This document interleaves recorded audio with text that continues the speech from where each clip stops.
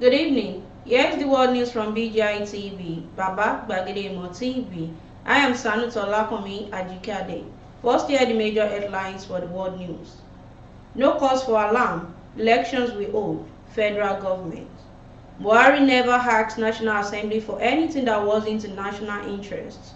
Ahmad Lawan said. Newly redesigned Naira. Stop putting old notes in ATM or face penalty. CBN warns bank. DSS director's wife orders Kanu Guba candidates arrest. Residents beg Akeredolu to lift curfew on community. Nigerian federal lawmaker Adefisoye escaped assassination attempt in Ondo State. Man accused of killing his wife over bread reacts to allegations. Boy arrested by police dies in custody. Now on foreign. Outrage as Iran hands down more death sentences over Armenian protests. And lastly, on sports. Iheanacho, Leicester City going for revenge versus Newcastle. Now hear the news in details. The Minister of Information and Culture, Lai Mohammed, on Tuesday said the 2023 elections will be held as planned. Mohammed said this in Abuja at the 17th edition of President Major General Muhammadu Buhari scorecard series from 2015 to 2023. The minister's assurance came in the wake of killing allegedly perpetrated by the Eastern Security Network, the militant arm of the outlawed indigenous people of Biafra, and banditry in the northwest.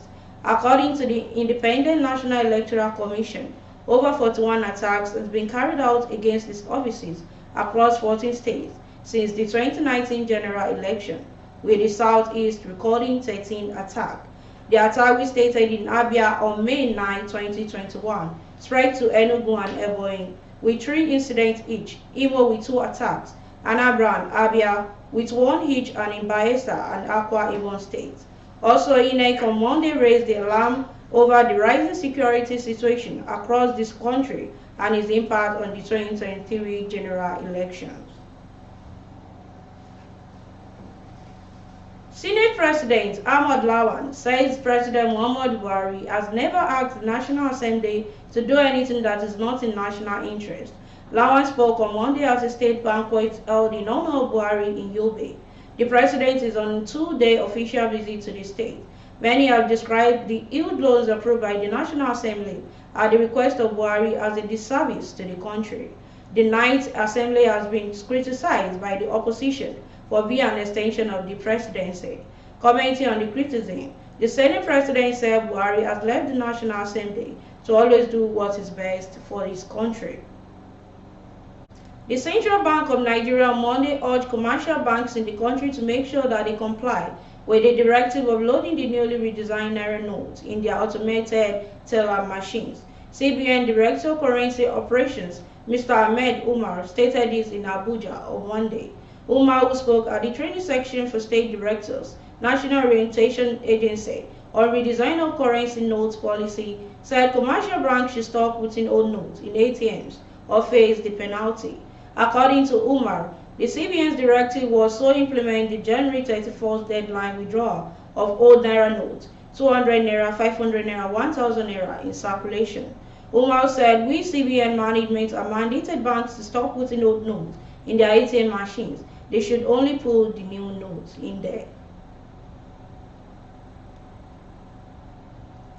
The Department of State Services has arrested the Kano State governorship candidate of the new Nigerian People's Party, Abba Yusuf.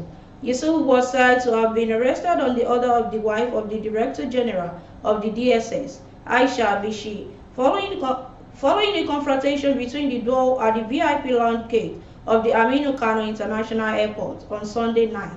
The governorship candidate convoy was said to have caused traffic congestion, which prevented Bishi's convoy from gaining access to the VIP lounge. In a move to clear the enduring traffic gridlock, there was an altercation between the DSS operators and the aides of the governorship candidate. That subsequently degenerated into a confrontation between Yusuf and Bishi following an exchange of angry words between them. The 24 hours COVID imposed on Ikare Akoko in the Akoko Northeast local government area of Ondo State, which has entered its sixth day has started taking its toll on residents of the area. Residents have cried out to the state governor, Rotimi Akeredolu, to lift the curfew. The curfew was imposed by the governor after a communal clash which led to the killing of 5 people, the burning of 6 vehicles and buildings, and the looting of shops, according to a report by The Nation. A heavy security presence was reportedly noticed in the country. Also, the security office they allow people seeking medical attention to move around, reports The Nation. While reports across the state have resumed for a new academic term, schools in Ikari, Akoko are shut owing to the curfew. Crisis erupted in the community after a New Year carnival turned bloody over the use of Okoja area of the ceremony. Government suspected to be assassins have attacked the convoy of Tajudeen Adefisoye, a federal lawmaker from Ondo State. Adefisoye, who is representing Ifedore Federal Constituency of Ondo State at the National Assembly, was attacked on Monday in his hometown of Idore while returning from a private function. It was gathered that the convoy of the federal lawmaker, who is also a member of the ruling All Progressive Congress, was riddled with bullets as the government directly aimed at his vehicle. Confirming the dastardly attack in a statement, Adefisoye accused the members of the opposition People Democratic Party of being behind the violent attack. The lawmaker, who is seeking re-election for a second term at the parliament, specially accused his main challenger in the race, Festus Akingbasho of the PDP, of masterminding the attack. He added that he had already petitioned the brigade commander of the 32 Artillery Brigade of the Nigerian Army in Nakure following the attack.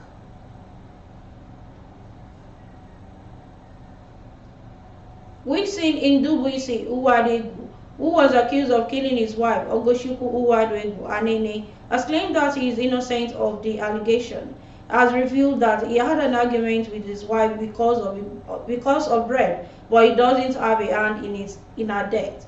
In an interview with BBC News, Iwadegu, who noticed that he didn't beat Ogoshuku, said he provided money for the bread, but his wife asked for more things he couldn't afford. It was then that my wife began to abuse me, saying all sorts of things. I got angry and I broke a mirror that injured my wife's hand that moment. I beat up my son because he joined his mother to insult me. It was reported that Umbusi Idwegu beat his wife Ogoshuku to death over a loaf of bread.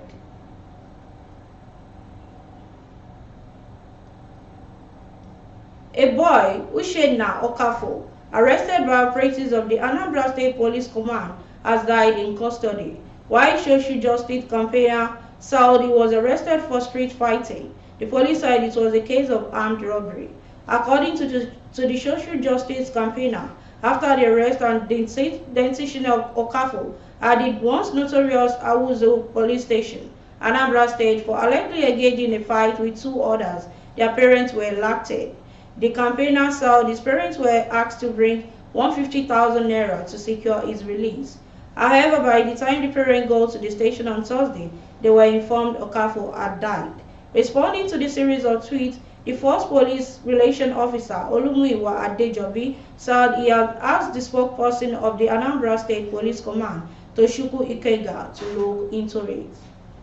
Now on foreign. Iran has handed down the 3 more death sentences for offenses related to the civil unrest triggered by Masha Amini's death. The judiciary said Monday, fueling international protest against the regime.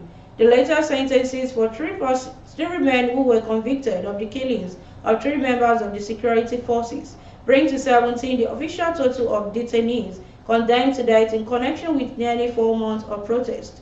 4 executions have been carried out, while 6 of those convicted have been granted retrial. Osho-based group in Iran, Human Rights, said that on Monday at least 109 protesters now in detention have been sentenced to death or face charges that can carry capital punishment. And lastly, on sports.